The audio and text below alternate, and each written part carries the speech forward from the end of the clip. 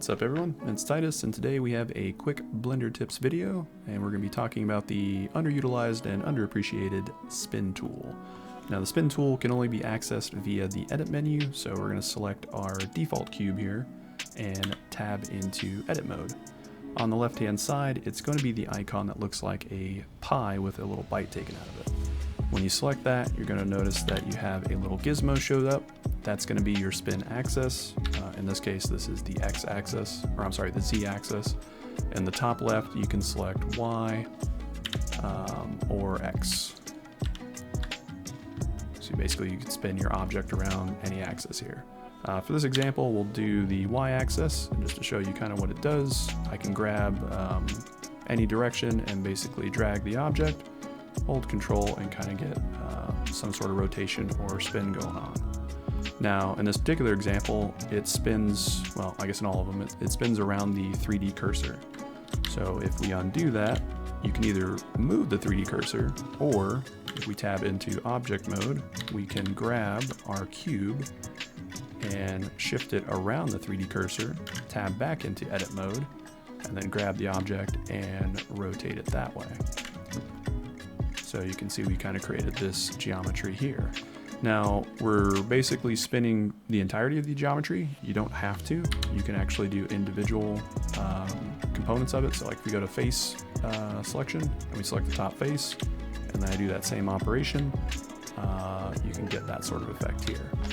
Once you've actually spun the object around, you're going to get these two little gizmos that for like the X and Y coordinates, where you can move the pivot point of where the spin is happening. So we can basically get a little bit more finer control of where your model comes up, and that can be super helpful.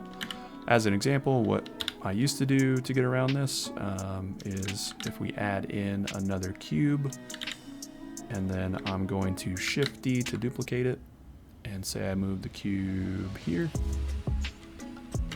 Then what you'd have to do is you'd shift select both objects, you'd press Ctrl J, join them into one single object, tab into edit mode, and then with face select, you can select the faces that you want to make a join, and then I'd right click and basically bridge faces, and it basically gives us this sort of shape. If you bring up the bridge edge loops menu, you can increase the number of cuts to sort of get that similar shape that we had with the spin tool, and then you'd have to play with the smoothness factor to sort of relax it so there's no overlapping geometry. And that works pretty good for, you know, basic operations like this, but if you have some complex twists or turns where you need to do that multiple times, it can be difficult. So the spin tool is definitely an easier way to do that, because you can just simply select the geometry, move your 3D cursor wherever you need it to spin around with shift right click, and then you just spin the thing however you want, and then you can adjust your pivot point and get some, you know, customizations there, and then you're able to create, you know, complex geometry very quickly and with ease. Another thing that you can do too is you don't actually have to do a full 3D object. We can do Shift S, cursor to world origin, Shift A, and we can add either a circle or a plane. And then if we do like we did before, where we could basically grab in the X, drag it over, then tab into edit mode, you can spin this around the 3D cursor, and you can create that similar geometry very quickly just with planes and circles as well. So it's pretty useful. The biggest use though, at least for me, is the ability to kind of use this as a substitution for using an array modifier. So if you've seen any of my previous videos, you've probably seen me where I'll create an object, I'll add an array modifier to it, I'll add an empty, and then I'll spin the empty to actually generate. It's a little bit of work, but it works good. But the spin tool can actually replace that as well. So like if we delete this object, we add in a cylinder, say I rotate that cylinder 90 degrees across the x-axis, grab in the x, I'm going to move it over maybe here. And then what I can do is, you'll notice as non-uniform rotation, press Ctrl A, apply that rotation so it's uniform, and then I can simply tab into edit mode. I can spin this thing around, and maybe I go 360 degrees. I'll set the auto merge so it removes duplicates, and then I can adjust my number of cuts. And this basically does the same thing. I still have the similar controls where I can adjust the pivot point, and you sort of get the effect.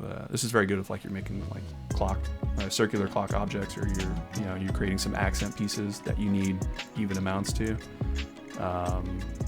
This is definitely a much simpler way to do it than the way I used to do it, which is if we hide this, I would just simply add an object like a cylinder, rotate it 90 degrees, then I would apply that rotation, place it wherever I want to start my rotation, and I would add under generate an array modifier.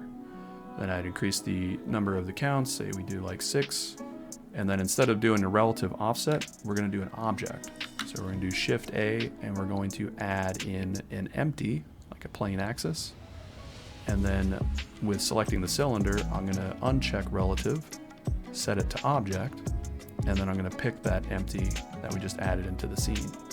Now I can select on the empty, and if you move it or rotate it, it's going to affect the array modifier. So like if I rotate this thing like the y-axis, you can see I can kind of get a similar deal here. And then if I grab the empty and move it around, I can get this. So using the spin tool is a lot quicker than doing this. One thing I will say though is, one thing this probably won't replace is with animating. So if you're doing any sort of animations where you need to actually capture this movement, then using it with the array modifier is probably still better than using the spin tool, just as it relates to animations. But that's pretty much everything you need to know using the spin tool. So I definitely recommend giving it a shot, and always keep it in the back of your mind when you're creating your models. Hope you enjoy.